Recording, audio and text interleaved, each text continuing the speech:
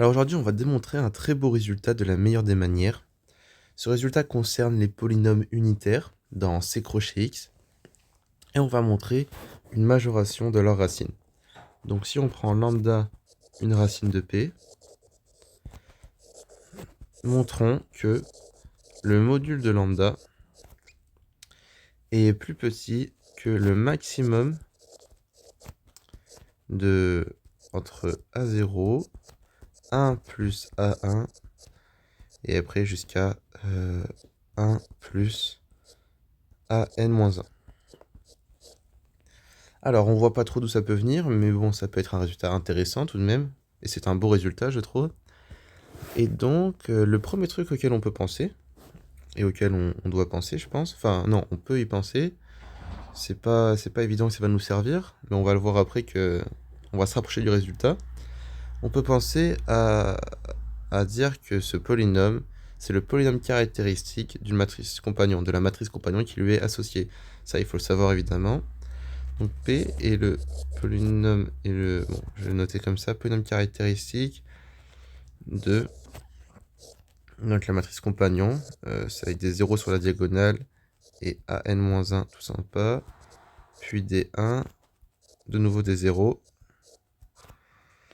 des 0 ici, et là donc on a A0, et là AN-2.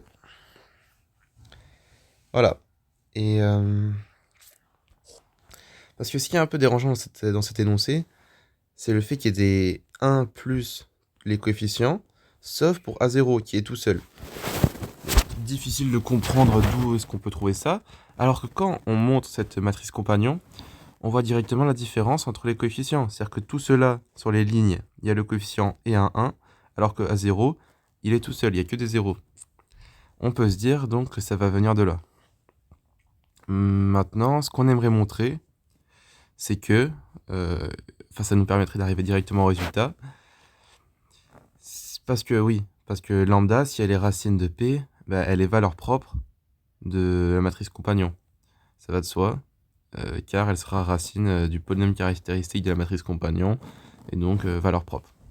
Donc on aimerait montrer que lambda, donc celle-là on va l'appeler M, que si on prend lambda valeur propre de M,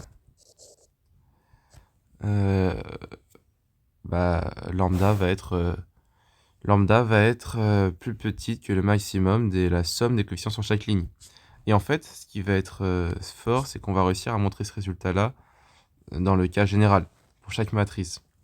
On va poser A qui est égal à donc A qui est égal à AIJ avec IJ appartenant à 1n carré. Et on va montrer que donc appartenant, c'est une matrice de C. Donc il existe une valeur propre, il existe un vecteur propre de A.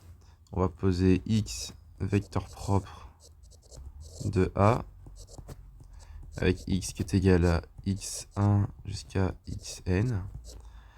Et on va associer à lambda. Et on va montrer donc que lambda est plus petite que la somme des... Non, que le maximum pour I allant de 1 à n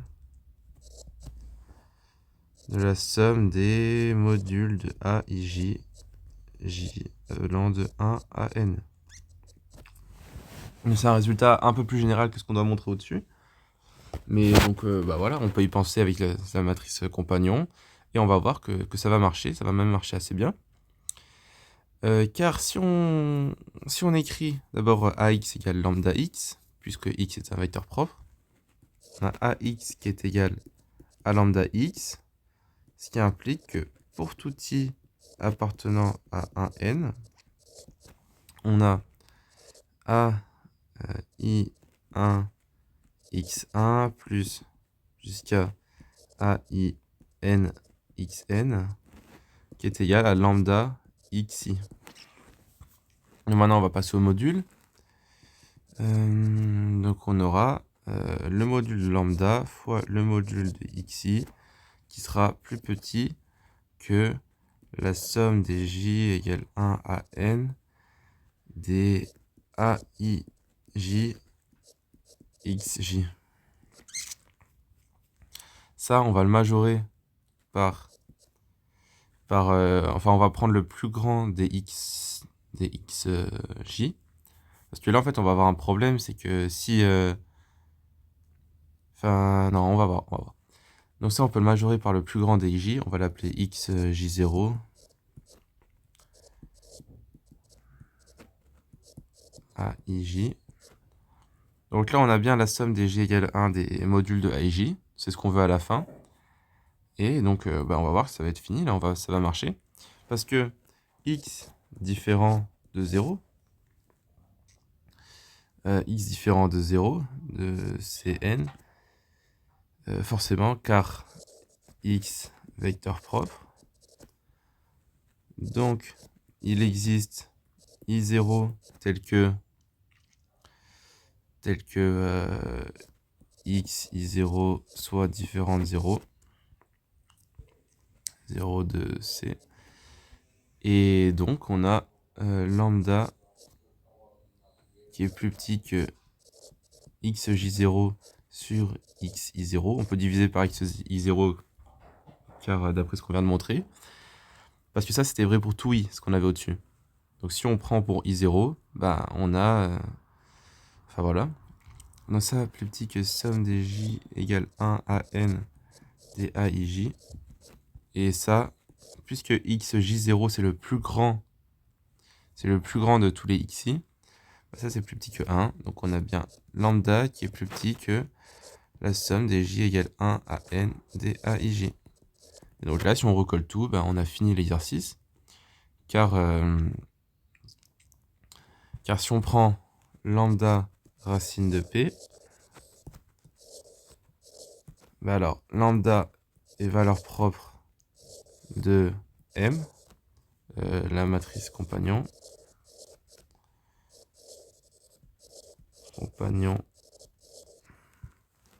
associé à P.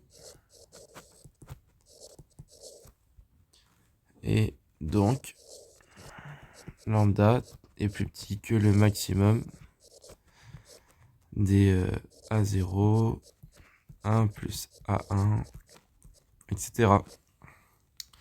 Parfait.